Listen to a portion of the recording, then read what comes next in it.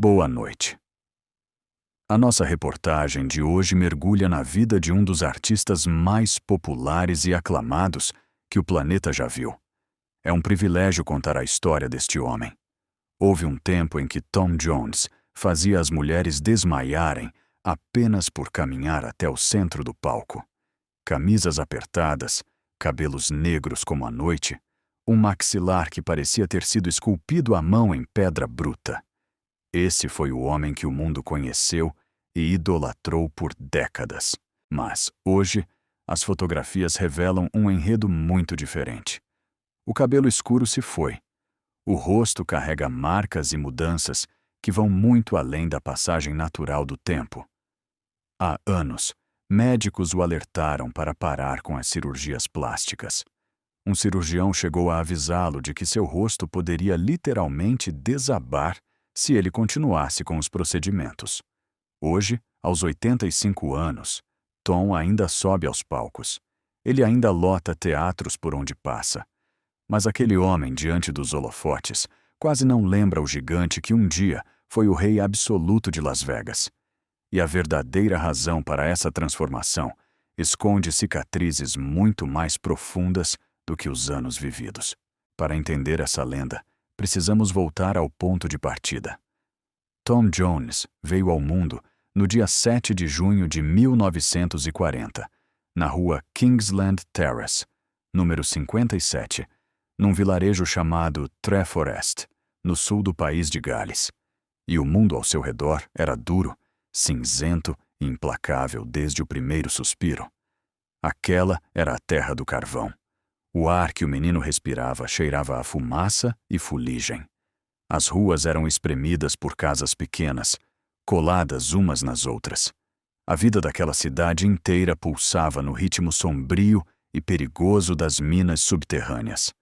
Seu pai, Thomas Woodward Sr., entrava na escuridão da terra todos os dias, enfrentando jornadas longas e arriscadas, apenas para garantir um prato de comida na mesa e o aluguel no fim do mês. Naquele fim de mundo, não se esperava que os meninos sonhassem com palcos, luzes ou multidões em delírio. O destino deles já estava traçado: crescer, descer para as minas e suar até o fim dos dias.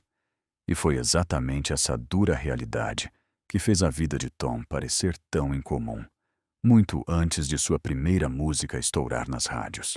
Desde criança, havia algo nele que a mina de carvão não conseguia silenciar: a música. Em festas de família, casamentos e eventos da igreja, as pessoas sempre o chamavam à frente e pediam para que ele cantasse. E o pequeno Tom cantava. Ele cantava com a alma, mesmo vivendo e crescendo em uma cultura bruta, onde o valor de um homem era medido pela grossura de suas mãos, pelo trabalho pesado e por quanta dor física ele conseguia suportar. Cantar não se encaixava nesse molde de homem duro. Na escola, os outros garotos zombavam dele por isso. Mas a voz não pedia permissão para sair. Até que, em uma daquelas festas de família, um parente mais velho disse uma frase que ninguém ali jamais esqueceria: esse menino não deveria estar cantando de graça. Foi um momento simples, mas que carregava uma verdade imensa. O que parecia apenas um passatempo para alguns, já soava como um dom valioso para outros, mas a vida costuma testar aqueles que têm um destino grande. A infância de Tom se tornou ainda mais cruel. Aos 12 anos, os médicos deram um diagnóstico que paralisou o seu mundo: tuberculose. De repente, a vida daquele garoto cheio de energia parou completamente. Ele foi condenado a um repouso absoluto, preso em uma cama por quase 2 anos inteiros, entre 1950 e 1954. Para um menino, aquilo era uma prisão. Mais tarde, ele confessaria que aquela foi, sem dúvida, a pior época de toda a sua vida. Enquanto ouvia os gritos e as risadas das outras crianças correndo livres lá fora, Tom estava enclausurado, fraco, inquieto e isolado de tudo. No entanto, a beleza do destino é que no silêncio daquele sofrimento, a música encontrou um espaço ainda maior dentro dele. Ele ouvia rádio o dia inteiro. Passava horas a fio ouvindo velhos discos de vinil. Ella Fitzgerald, Nat King Cole, os mestres do jazz. Vozes ricas, cheias de controle e sentimento puro. Tudo aquilo entrava na alma do menino enquanto ele jazia imóvel. Sem saber, ele estava treinando seus ouvidos. Estava estudando a respiração, o tom, a força e a emoção. O mundo lá fora achava que ele era apenas um menino doente apodrecendo em uma cama. Na verdade, um rei estava sendo forjado. Quando ele finalmente conseguiu se levantar e voltar a andar, os velhos problemas ainda estavam lá, esperando por ele. Tom nunca se encaixou na escola. Ele admitiu mais tarde que odiava estudar e detestava esportes, o que o deixava deslocado, um estranho no ninho no meio dos garotos brutos de sua idade. Então, por volta de 1955, aos 15 anos, ele deu as costas à educação formal e mergulhou no mesmo mundo áspero que moldou os homens antes dele. Foi trabalhar com as próprias mãos. Conseguiu empregos braçais, incluindo o trabalho pesado em uma fábrica como cortador de luvas na indústria de couro de Pontypridd. Registros de emprego do início dos anos 60 mostram o nome de Tom listado como operário braçal, cortador de luvas e, muitas vezes, como um homem que recebia auxílio-desemprego enquanto corria atrás de qualquer bico como cantor. Os burocratas do governo debochavam dele. Escreviam relatórios chamando-o de exigente e reclamavam que ele se recusava a fazer trabalhos em turnos, porque isso atrapalhava suas apresentações amadoras. Mas o que para os fiscais parecia uma atitude tola, para ele era o único pilar que o mantinha de pé. Ele preferia ser humilhado a deixar que a dura vida da fábrica engolisse seu sonho de vez. A vida dentro de casa dava a esse sonho uma textura ainda mais profunda. Os pais de Tom, Freda e Thomas Woodward, formavam uma família de raízes galesas e inglesas, vivendo em uma das regiões mais pobres do sul do país de Gales. Lá, cada centavo era contado, e os sotaques carregavam o peso histórico dos vales. Sua voz cresceu e ganhou forma dentro daquele mundo. O seu famoso sotaque galês, com seus sons fortes e margens marcantes, veio dali. Não havia absolutamente nada ao seu redor que sugerisse luxo. Nenhuma pista indicava que cassinos, Hollywood, Las Vegas ou Beverly Hills pudessem existir. Em Treforest, a honra de um homem era medida pelo suor do trabalho, não pelo glamour. E é exatamente por isso que a ambição de Tom soava como um verdadeiro ato de rebeldia. Ele não estava apenas tentando alcançar o sucesso, ele estava tentando se transformar em algo que o mundo ao seu redor sequer tinha capacidade de imaginar. E enquanto esse sonho ainda era algo frágil, a vida adulta o atropelou sem pedir licença. Tom Jones, nascido Thomas Jones Woodward, casou-se com o grande amor de sua infância, Melinda Rose Trenchard, a sua querida Linda. O calendário marcava 2 de março de 1957. Ambos eram apenas adolescentes, com 16 anos de idade. Linda já carregava uma vida no ventre. Um mês depois, no dia 11 de abril de 1957, nascia o primeiro filho do casal, Mark. A responsabilidade havia chegado de vez. E agora, o peso do mundo estava sobre os ombros de um garoto que só queria cantar. E assim, antes mesmo que a sociedade o considerasse um homem feito, ele já era marido e pai. Um jovem tentando desesperadamente construir uma vida nas terras frias do país de Gales, cantando em pequenos e esfumaçados pubs locais ao redor de Pontypridd, em troca de algumas moedas e trocados. Quando olhamos para trás, o contraste parece quase uma obra de ficção. Aquele homem de voz de trovão, que viria a se tornar um símbolo mundial de fama e desejo absoluto, começou sua jornada como um adolescente assustado, com uma esposa, um bebê recém-nascido no colo e absolutamente nenhum espaço para fantasias ou ilusões. Mas a ligação entre ele e Linda tinha raízes muito profundas. Eles se conheciam desde pequenos, e parte desse romance inocente da juventude se desenrolou através de uma clássica cabine telefônica vermelha que ficava no final da rua onde Linda morava. O tempo passou, e muitos anos depois, quando o sucesso avassalador já o havia levado para muito longe de Gales, Tom fez algo surpreendente. Ele mandou trazer aquela exata cabine telefônica para a sua mansão em Los Angeles, na década de 1970, instalando nela um telefone que funcionava de verdade.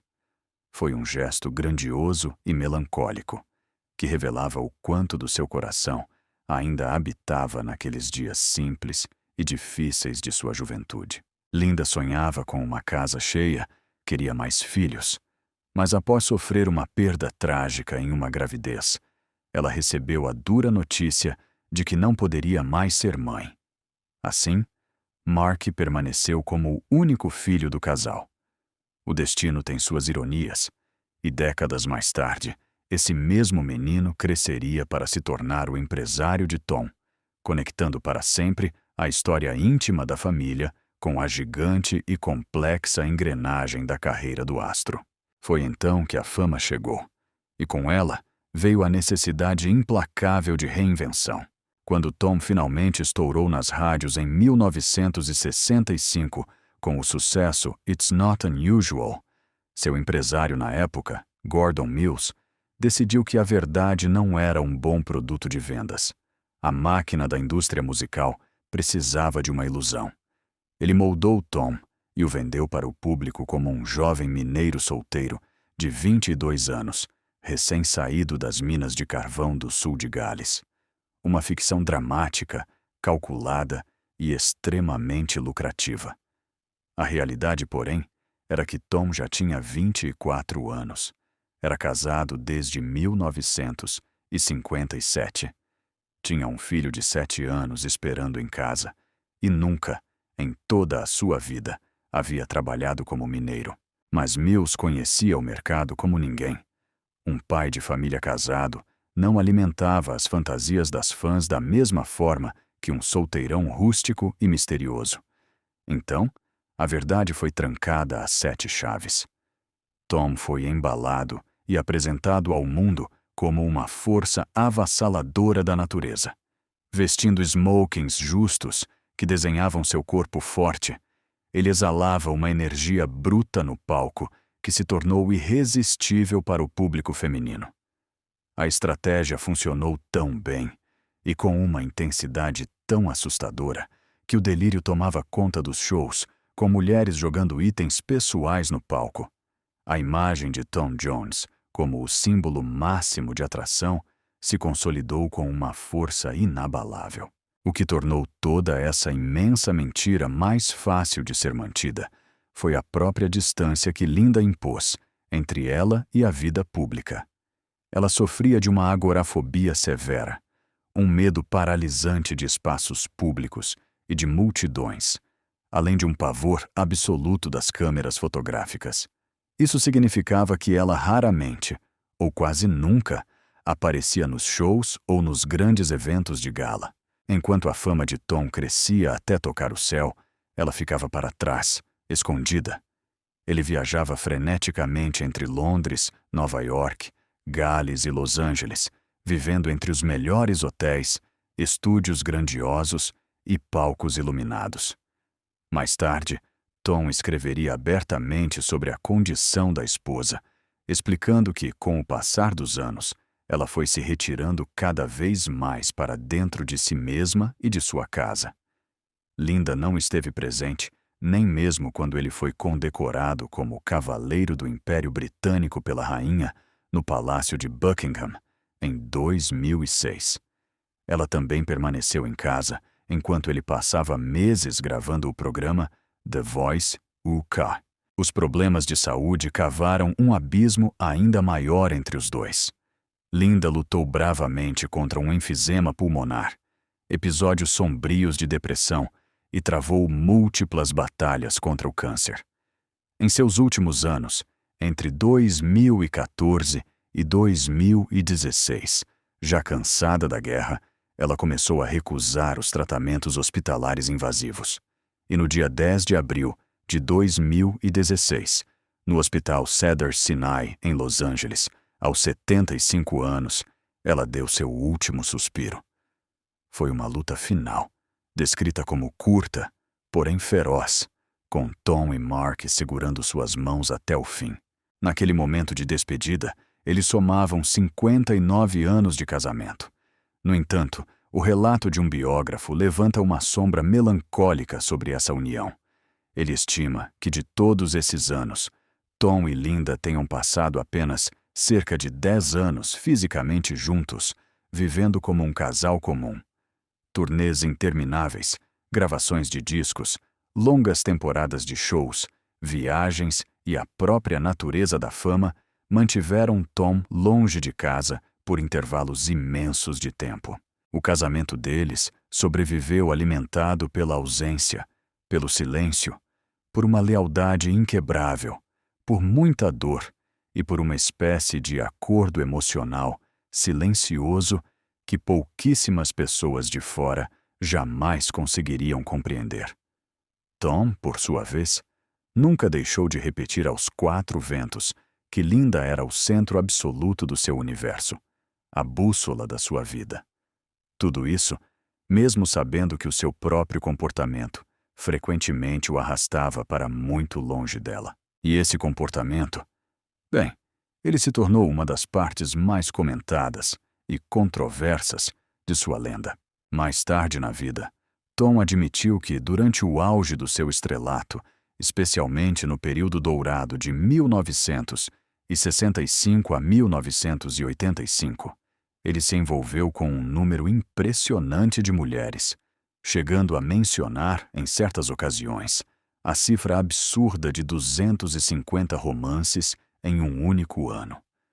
O frenesi cego que o público testemunhava em frente aos palcos era apenas uma pálida sombra da vida selvagem que acontecia nos bastidores, longe da luz. Ele descreveu a dinâmica do seu casamento como um acordo frouxo de não pergunte e não direi, uma permissão não dita que lhe dava liberdade para agir, desde que certas fronteiras invisíveis não fossem cruzadas e o respeito à família fosse mantido. Os biógrafos são categóricos. Ele nunca foi um homem fiel. Aquela imagem inicial do pai de família devoto sempre teve um pé na ilusão. Mas, entre tantas histórias sussurradas, um escândalo cortou mais fundo do que todos os outros. Em dezembro de 1973, Marjorie Wallace, uma jovem de 19 anos que acabara de ser coroada Miss Mundo, conheceu Tom nos bastidores do luxuoso London Palladium. Encantado, ele a presenteou com um bracelete. O que começou como um flerte rapidamente se transformou em uma atração tão intensa que não demorou a chamar a atenção da imprensa. No início de 1974, durante a gravação de um programa de televisão na paradisíaca ilha de Barbados, os fotógrafos conseguiram o prêmio maior. Fotos dos dois se beijando na praia explodiram nas capas dos jornais ao redor do mundo inteiro. A queda foi imediata e brutal. Os organizadores do concurso Miss Mundo, horrorizados com a exposição, retiraram a coroa de Marjorie. Contratos de patrocínio desapareceram como fumaça. A história virou o principal combustível dos tabloides sensacionalistas em todos os continentes. Tom admitiria depois que esse caso foi diferente dos outros. Esse, de fato, conseguiu abalar suas estruturas emocionais. E mais importante, abalou Linda. Quando ela viu aquelas fotos estampadas nos jornais em 1974, o longo pacto de silêncio se partiu em 1000 pedaços. Tom relembraria, anos mais tarde, a fúria daquele momento. Tomada pela raiva e pela humilhação, Linda acertou-lhe um soco direto no queixo, gritando desesperada enquanto ele, ciente de sua culpa, apenas ficou parado e recebeu o golpe. Normalmente, o acordo que mantinha o casamento de pé sobrevivia na base de fingir não ver e não perguntar. Mas dessa vez foi diferente. Foi físico. Foi direto. Foi impossível de esconder debaixo do tapete. Com os olhos marejados de dor e orgulho ferido, ela deu o ultimato. Exigiu que o romance terminasse imediatamente se ele ainda quisesse ter um casamento para onde voltar. Tom recuou, rompeu os laços com a jovem, mas o estrago já estava feito e não parou por aí. Naquela mesma época, uma nuvem sombria parecia perseguir Marjorie, a ex-Miss Mundo. O destino lhe desferiu um golpe cruel quando seu noivo, o piloto Peter Hevson, perdeu a vida em um trágico acidente no Grande Prêmio da África do Sul, em março de 1974. A dor daquela perda foi simplesmente insuportável. Apenas algumas semanas depois, no início de junho, o peso do luto e da pressão pública cobrou seu preço. Em meio a uma tristeza profunda e uma exaustão mental esmagadora, ela sofreu um colapso. Marjorie foi encontrada inconsciente em seu apartamento, vítima de um grave declínio em sua saúde física e mental, e precisou ser levada às pressas para o hospital. Mais tarde, ao se recuperar, ela negaria os boatos terríveis que circulavam na imprensa, explicando que a escuridão da depressão a levara a um momento de extrema fragilidade. Tom, que estava a milhares de quilômetros de distância, hipnotizando plateias em Las Vegas, ouviu a triste notícia pelo rádio. Ele enviou flores. Mas a frieza daquele gesto distante dizia muito. Aquele romance fugaz já havia incendiado a vida de ambos, deixando para trás apenas cinzas de escândalo, corações partidos e feridas que nem mesmo os holofotes mais brilhantes de Hollywood podiam esconder. No entanto, para entender como um homem chega a esse nível de adoração, caos e fama, precisamos rebobinar a fita. Muito antes dessa tempestade de manchetes, a carreira de Tom havia decolado por um golpe do destino, que hoje parece ter sido escrito por roteiristas de cinema. Acredite se quiser, Tom Jones quase não gravou a música que o lançou para o mundo. Em 1964, a canção It's Not Unusual foi escrita com um alvo certo: a cantora britânica Sandie Shaw. Tom, que ainda era um desconhecido lutando por migalhas na indústria, foi chamado apenas para gravar uma fita de demonstração, um simples rascunho de estúdio, para que Sandie pudesse ouvir a melodia.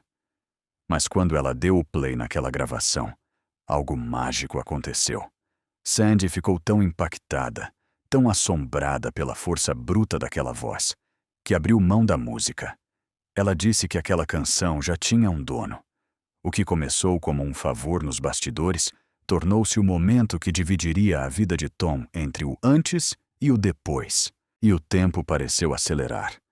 No dia 11 de novembro de 1964, Tom entrou num estúdio em Londres e gravou It's Not Unusual em uma única e certeira sessão. A música chegou às ruas em dezembro. No início de janeiro de 1965, ela já estreava na 14ª posição das paradas britânicas, um salto extraordinário e raro para um artista solo estreante. Em março, alcançou o cobiçado primeiro lugar, onde permaneceu intocável por 3 semanas. Em menos de 4 meses, o garoto operário saiu do anonimato absoluto para se tornar o nome mais quente de toda a Grã-Bretanha. E o mais fascinante dessa ascensão é que o sucesso foi impulsionado por um ingrediente poderoso: o gosto do proibido. A tradicional e conservadora BBC, a maior emissora do país, recusou-se a apoiar a música totalmente. Eles estavam apavorados com a imagem de Tom. Suas roupas justas, o peito à mostra, o suor e a energia crua e quase selvagem que ele trazia para o palco assustavam os executivos. Para os guardiões da moralidade, ele soava e parecia perigoso, sexual demais, intenso demais. Mas o que a TV tentou censurar, a juventude abraçou.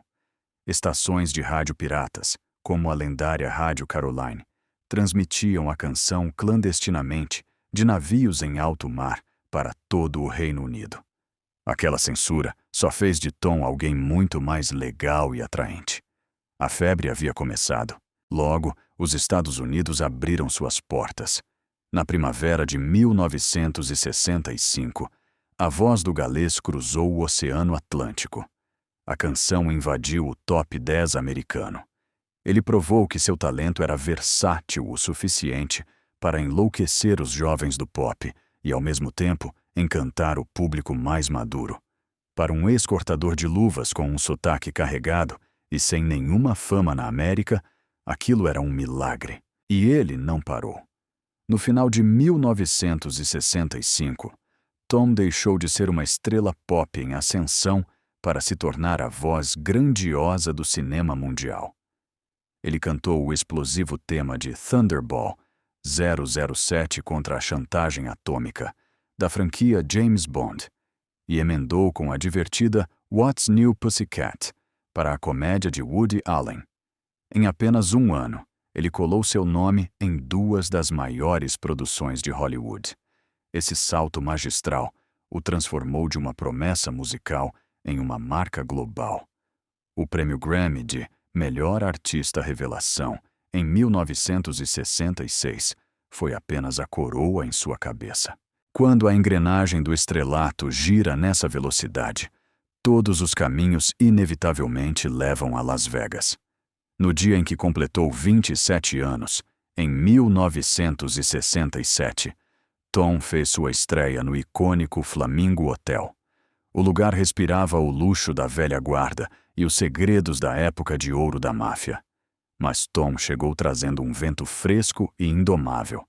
Calças apertadas, camisas abertas no peito, movimentos afiados como navalha e um carisma irresistível. Seus shows lotaram num piscar de olhos, rendendo a ele a fortuna de $25 mil por semana. Aquilo foi o começo de um império em Vegas, que duraria inimagináveis 44 anos. Foi sob os letreiros luminosos do deserto que nasceu a sua lenda mais famosa, a chuva de presentes das fãs.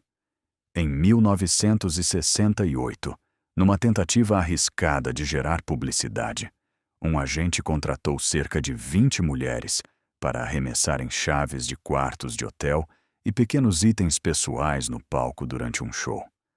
Tom, que aparentemente não fazia ideia da armação, simplesmente sorriu, abaixou-se para recolher as peças sem perder o tom da voz e continuou cantando. A imagem grudou na mente das pessoas para sempre. O que era um truque barato virou um ritual verdadeiro e histérico. Nas noites de glória no Caesars Palace, o delírio tomava conta. Fãs atiravam recordações e tudo o que pudessem para chamar sua atenção. Em algumas noites, mais de 100 peças pousavam aos pés de Tom. O galês era agora um deus do desejo, e a televisão cuidou de levar essa energia vulcânica para as salas de estar de toda a América. Em janeiro de 1969, estreava o programa This is Tom Jones, na rede ABC. O sucesso foi colossal, arrastando cerca de 20 milhões de espectadores americanos e ganhando um cobiçado prêmio Emmy. A lista de convidados era um espelho de sua grandiosidade. Ele cantou ao lado de lendas como Janis Joplin, Stevie Wonder e Elvis Presley. O programa provou ao mundo que Tom não era apenas um homem que cantava bem. Ele era um anfitrião magnético, uma força da natureza, o verdadeiro centro de gravidade em torno do qual giravam os maiores talentos da Terra. Mas as luzes brilhantes dos palcos frequentemente criam sombras escuras. Em outubro de 1987, a vida de Tom Jones colidiu com a de Catherine Berkery, uma jovem modelo de 24 anos. Eles se conheceram em uma boate de Nova York, pouco antes de um de seus shows. O flerte foi rápido. Ele a convidou para vê-lo cantar, e depois dividiram um jantar. A partir dali, o que parecia apenas um romance passageiro se intensificou. Eles passaram 3 noites juntos, em uma luxuosa suíte do hotel Ritz-Carlton. Para Catherine, aqueles dias foram reais e intensos. Para Tom, foi uma chama que se apagou quase tão rápido quanto acendeu. No entanto, no final daquele mesmo ano, a realidade bateu à porta. Catherine avisou que estava grávida. Naquela época, Tom tinha 47 anos. Era um homem casado, um superastro global. E em vez de assumir a responsabilidade, ele escolheu o caminho oposto. Uma muralha de gelo foi erguida. Ele contratou advogados implacáveis. Negou sequer conhecê-la e chegou a argumentar que um encontro tão breve jamais poderia resultar em uma gravidez. As ligações de Catherine ecoavam no vazio, sem nunca serem atendidas. Tom a ignorou por completo, cortando qualquer tipo de contato. Mas o silêncio não pode esconder a verdade para sempre. Em 1989, Catherine levou a lenda da música aos tribunais, no Tribunal de Família de Manhattan, para lutar pelos direitos do filho, Jonathan, nascido em 27 de junho de 1988. O caso arrastou os segredos de Tom para a luz do dia. Um teste de DNA não deixou margem para dúvidas. Havia 99,76% de probabilidade de Tom ser o pai. No dia 27 de julho de 1989, a juíza Judith Shandling bateu o martelo e confirmou a paternidade. Encurralado, Tom fez um acordo fora dos tribunais. Catherine recebeu um pagamento único de $50 mil e uma pensão de $2.500 por mês, um valor consideravelmente menor do que ela havia solicitado. Ele pagou essa quantia durante 18 anos, mas o dinheiro nunca lavou a amargura. Durante as batalhas judiciais, Tom usou palavras cruéis para tentar manchar a honra de Catherine e continuou se recusando a olhar para o rosto do próprio filho. A partir daí, a vida do jovem Jonathan começou a desmoronar. O peso da rejeição quebrou o garoto. Entre 2006 e 2012, dos seus 18 aos 24 anos, ele viveu um pesadelo prolongado. Sem rumo, Jonathan dormiu em bancos de praça, dentro de seu próprio carro e em abrigos para sem-tetos espalhados por Nova Jersey e Carolina do Norte. Durante mais de 2 anos, ele não conheceu o que era ter um teto seguro. As ruas cobraram seu preço, e ele se viu cercado por más companhias e situações perigosas, chegando ao ponto em que viver no limite se tornou rotina. Ele enfrentou problemas com a lei e passou noites trancado em uma cela. Através de todo esse caos, a raiva dentro dele sempre apontava para uma única direção: o pai ausente. Em suas próprias palavras, toda a sua dor nascia daquela ferida aberta. Ele era apenas um garoto furioso chorando e implorando por um pai. Ainda assim, Tom manteve distância. Foi somente em 2008, quando Jonathan já era um homem de 20 anos, que Tom Jones finalmente admitiu em público que era o pai do garoto. 2 décadas haviam se passado desde o teste de DNA, e mesmo essa admissão soou vazia e fria. Em entrevistas, Tom disse que não havia planejado aquilo e alegou ter sido enganado. Chamou a existência do filho de um erro nascido da tentação. O que chocou o público não foi o erro do passado, mas a absoluta falta de arrependimento no presente. Não havia calor, não havia afeto, não havia nenhuma tentativa de construir uma ponte. O garoto foi deixado em um limbo emocional, ferido, magoado, mas ainda agarrado à ilusão de que um dia ficaria cara a cara com o pai, talvez até no palco do programa The Voice. Os anos passaram, mas o abismo entre eles nunca diminuiu. Em 2011, aos 23 anos, Jonathan fez um desabafo doloroso. Tudo o que ele queria na vida era conhecer Tom pelo menos uma vez e ouvir o pai chamá-lo pelo nome. Um pedido tão simples, mas que nunca foi atendido. Cortamos para o ano de 2025. Jonathan, agora com 37 anos, ainda tenta juntar os pedaços que a vida lhe deixou. Ironicamente, ele canta soul e blues nas ruas, perseguindo o mesmo sonho musical que imortalizou seu pai. Mas a porta continua fechada. Tom Jones, dono de uma fortuna estimada em 300 milhões de dólares, seguiu focado em sua carreira, em seu papel como jurado na TV e por muitos anos em sua esposa Linda, até a morte dela em 2016. Em meio a todo esse sucesso, o garoto que ele deixou para trás continuou sendo apenas um fantasma em sua história. E enquanto sua vida pessoal carregava o peso dessas sombras, a sua vida profissional se preparava para uma virada que absolutamente ninguém viu chegar. Era 1988 e muitos achavam que os dias de glória de Tom Jones haviam ficado no passado. Foi então que ele tomou uma decisão ousada. Uniu forças com o grupo vanguardista Art of Noise para gravar uma versão completamente repaginada de Kiss, o sucesso explosivo do astro Prince. E, de repente, o mundo parou para ouvi-lo novamente. A música era eletrônica, moderna, estranha no bom sentido e brutalmente diferente de tudo o que as pessoas esperavam de Tom Jones. E foi exatamente por isso que funcionou. A canção foi um fenômeno. Atingiu o top 5 no Reino Unido e furou as barreiras das paradas americanas no final daquele ano, vendendo mais de 500 mil de cópias pelo globo. Mais do que números, Kiss fez algo impossível. Obrigou uma nova geração a olhar para ele.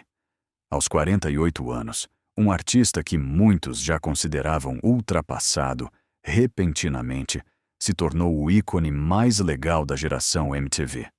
O retorno foi um choque elétrico. Em um único e magistral golpe, ele apagou anos de declínio e se reconectou com o topo. Mas aquele era apenas o aquecimento. Em 1999, Tom lançou o álbum Reload, e desta vez, a explosão foi atômica. O disco vendeu impressionantes 4 milhões de cópias pelo mundo, tornando-se o maior sucesso comercial de toda a sua vida. Ele dominou o topo das paradas britânicas em 1999 e repetiu a dose no ano 2000. Lançado em setembro, o segredo da magia de Reload era a sua estrutura. 15 duetos perfeitamente arquitetados. A ideia era brilhante. Tom misturou a sua voz grossa, pesada e inconfundível com a sonoridade fresca do final dos anos 90, cantando ao lado de astros do momento como Robbie Williams no estrondoso hit Mama Told Me Not to Come, além de parcerias inesquecíveis com Cyrus Matthews e a banda The Cardigans, incendiando corações ao som de Burning Down the House. Ele não era mais uma relíquia, ele era o rei, provando que sua coroa nunca havia caído. Para qualquer outro artista, gravar um álbum de duetos pop no final dos anos 90 poderia soar como um esforço desesperado, a tentativa triste de uma lenda vivendo de nostalgia e tentando se agarrar a uma juventude que já se foi. Mas com Tom Jones, o feitiço foi outro. O álbum não soava como o passado, soava incrivelmente vivo, soava atual. E então, uma verdadeira explosão chamada SX Bomb, gravada com o produtor Mousse T, empurrou esse retorno para um patamar ainda mais alto. A música de batida contagiante alcançou o 3º lugar nas paradas do Reino Unido em 4 de março de 2000 e vendeu mais de 1 milhão de cópias. Aos 59 anos de idade, Tom Jones estava desbancando estrelas britânicas com metade da sua idade. Ele provou ao mundo que um ídolo forjado no calor dos anos 1960 ainda podia dominar e ditar as regras de uma era totalmente nova. Mas a sua verdadeira coroação moderna não viria da música, e sim da televisão, que lhe ofereceu mais um renascimento triunfal. Em março de 2012, aos 71 anos, Tom Jones aceitou o convite para se sentar na cadeira vermelha do programa The Voice UK, assumindo o papel de técnico e mentor, ao lado de estrelas pop como Jesse J., Will Pontiam e Danny O'Donoghue. Quando o programa estreou, em 24 de março, arrastou impressionantes 8,43 milhões de espectadores, com picos de audiência que bateram na casa dos 9,6 milhões. Tornou-se, instantaneamente, um dos maiores fenômenos televisivos do país e deu a Tom uma vitrine espetacular. Ali, diante das câmeras, ele já não era apenas o velho símbolo de atração ou o cantor que havia dado a volta por cima. Ele agora irradiava a aura de uma lenda madura, calma e profundamente sábia. Estava sentado diante de uma nova geração de sonhadores, guiando-os pelos mesmos corredores difíceis da indústria que haviam moldado cada cicatriz da sua vida. Sua experiência falou alto. Ele guiou Leanne Mitchell à vitória logo na primeira temporada, no dia 7 de abril de 2012. Mais tarde, ele levaria ao pódio Vicki Bradshaw, em 2013, e Molly Hawking, em 2022, consagrando-se como o primeiro técnico a colecionar 3 vitórias ao longo de 10 temporadas. Sua presença se tornou tão fundamental que, quando a emissora tomou a decisão chocante de demiti-lo em 2016, avisando-o de forma desrespeitosa apenas um dia antes de anunciar seu substituto, os fãs se revoltaram. Sem o seu carisma e peso histórico, a audiência despencou. O tombo serviu para provar o quanto ele importava. Quando ele retornou triunfante na nova fase do programa pela emissora ITV, foi como se a televisão estivesse de joelhos, corrigindo um erro imperdoável. E então, como um roteiro de cinema desenhado à perfeição, veio o momento de fechar um ciclo. Em outubro de 2022, após 12 longos anos de ausência, Tom Jones fez o seu caminho de volta às luzes de neon de Las Vegas. Ele subiu ao palco do luxuoso Encore Theater no Hotel Wynn no dia 7 de outubro, trazendo a sua Surrounded by Time Tour, turnê cercado pelo tempo. O homem tinha 82 anos. Os ingressos, que partiam de cerca de $60, esgotaram rapidamente, lotando a sala com 1.500 fãs em delírio. Mas o significado daquela noite era muito mais profundo do que uma simples lotação esgotada. Vegas era o solo sagrado onde a lenda selvagem de Tom Jones havia queimado com mais intensidade. Sua estreia histórica no Hotel Flamingo havia acontecido em 7 de julho de 1967, há mais de 55 anos, numa época em que o ar faltava nos cassinos e o delírio feminino atirava lembranças aos seus pés. Agora, décadas depois, ele não voltava como uma memória fraca ou um fantasma do passado.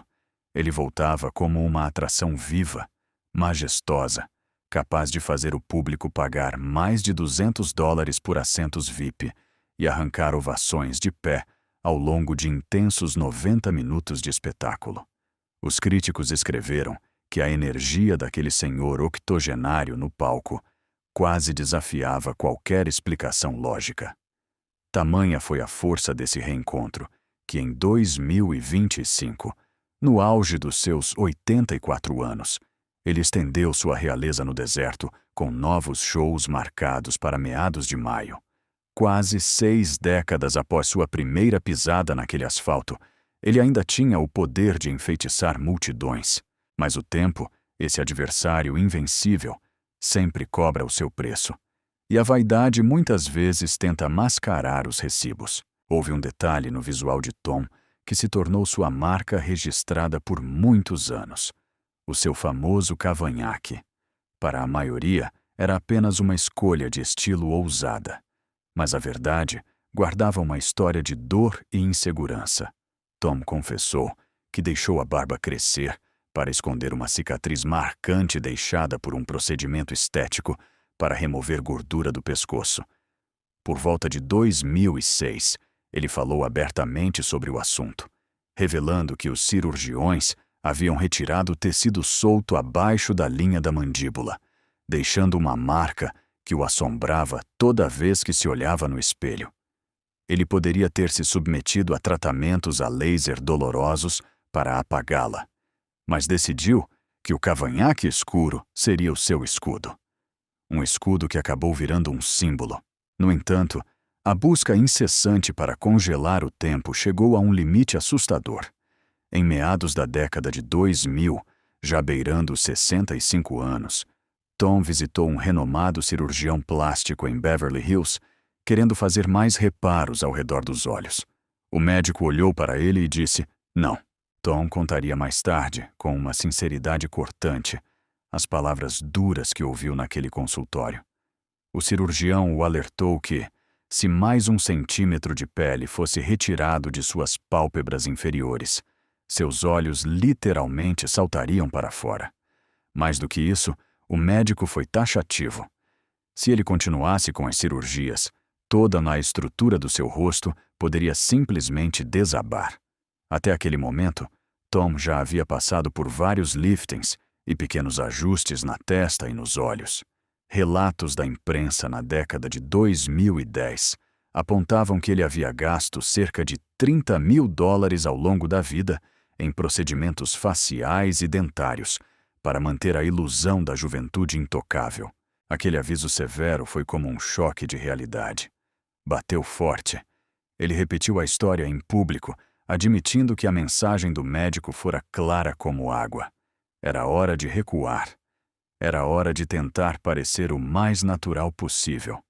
Acima de tudo, ele não queria se transformar em um monstro de cera, uma figura irreconhecível para os fãs que o amaram e acompanharam por tantas décadas. Assim, a partir da metade dos seus 60 anos, Tom diminuiu o ritmo das intervenções e começou a dolorosa, porém libertadora, jornada de aceitar as linhas e as rugas que o tempo estava desenhando em sua pele. Essa profunda mudança interna tornou-se visível e impossível de ignorar no ano de 2009. Por décadas a fio, Tom Jones manteve seu cabelo tingido de um preto intenso e artificial, a mesma imagem dramática de machão implacável que o mundo havia comprado e idolatrado. Então, num dia de fevereiro daquele ano, aos 68 anos de idade, ele caminhou pelas ruas de Los Angeles de um jeito diferente. A tinta negra havia desaparecido. Em seu lugar, brilhava uma espessa e gloriosa cabeleira branca e prateada. A transformação dominou as manchetes em todo o mundo. Não era apenas uma mudança de cor. Era um manifesto. Parecia que o grande Tom Jones havia finalmente parado de correr desesperado para fugir do tempo, decidindo, com coragem e dignidade, caminhar lado a lado com ele. A reação foi imediata, e o próprio Tom admitiu ter ficado surpreso com o carinho do público. Ele sorria ao contar que as mulheres ainda se aproximavam dele nas ruas, mas agora não diziam que ele parecia velho. Diziam que ele estava, acima de tudo, incrivelmente distinto. A lenda havia finalmente feito as pazes com o homem no espelho. Mas fazer as pazes com o espelho não o preparou para a batalha mais devastadora de sua alma. Quando Linda partiu em 2016, Tom admitiu que a dor foi tão esmagadora que ele temeu que o luto também pudesse matá-lo. Ele confessou, com a voz embargada, que havia dias sombrios em que a simples tarefa de levantar da cama parecia algo física e mentalmente impossível. Aos 76 anos de idade, o gigante indomável dos palcos sentou-se diante de um conselheiro de luto, lutando contra fantasmas e perguntas cruéis que se recusavam a deixá-lo em paz. Ele havia feito o suficiente? Ele havia sido atencioso o bastante nos últimos dias? Teria ele falhado com a mulher de sua vida de maneiras que agora eram impossíveis de consertar? O terapeuta tentava confortá-lo, afirmando que a doença implacável que a levou jamais poderia ter sido vencida. Mas essa lógica fria não era capaz de apagar o fogo da culpa. A dor transformou o cenário de sua vida. Tom arrumou as malas, deixou para trás a mansão de $6,5 milhões sob o sol de Los Angeles e mudou-se para um apartamento na cinzenta Londres. Fez isso, em parte, porque Linda sempre expressou o desejo de voltar para mais perto de casa e, em parte, porque caminhar pelos corredores vazios daquela casa, sem a presença dela, havia se tornado uma tortura silenciosa. Foi a família, especialmente o filho Mark e os amados netos, que serviu como âncora para puxá-lo de volta à vida. Mas, caminhando lado a lado com o luto, estava a culpa. Ela sempre esteve lá, como uma sombra furtiva. Mas após a morte de Linda, tornou-se impossível ignorá-la. A história dos dois era profunda. Eles se conheciam desde que eram crianças de 12 anos brincando nas ruas de Gales. Casaram-se aos 16, em 1957, e o filho nasceu poucas semanas depois. Linda permaneceu ao lado dele através de tudo o que veio a seguir. Ela suportou o peso avassalador da fama, a distância oceânica que as turnês impunham, as quebras de confiança e a humilhação pública. Quando aquelas fatídicas fotos dos anos 70 estamparam os jornais, mostrando Tom com a jovem Miss Mundo numa praia do Caribe, a dor de Linda transbordou.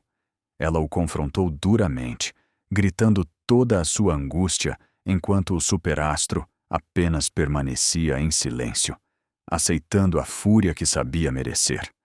Pessoas próximas diziam que, no fundo, ele sempre confiou cegamente na lealdade dela. Ele acreditava que ela jamais o abandonaria, amparado pelos valores antigos e inquebráveis, forjados nos vales galeses onde cresceram. Tom costumava tentar se justificar, dizendo que suas aventuras fora do casamento nunca machucaram ninguém de verdade. Mas a realidade provava o contrário. Linda carregou o peso dessas escolhas por décadas a fio. Talvez seja por isso que uma de suas músicas mais reveladoras e íntimas tenha sido lançada anos antes da morte dela. Em seu álbum 24 Hours, de 2008, ele apresentou ao mundo a faixa The Road. Aquilo não soava como uma simples performance musical. Era uma confissão de joelhos. A ideia nasceu após uma conversa honesta com um jornalista sobre os altos e baixos de seus, então, 50 anos de casamento.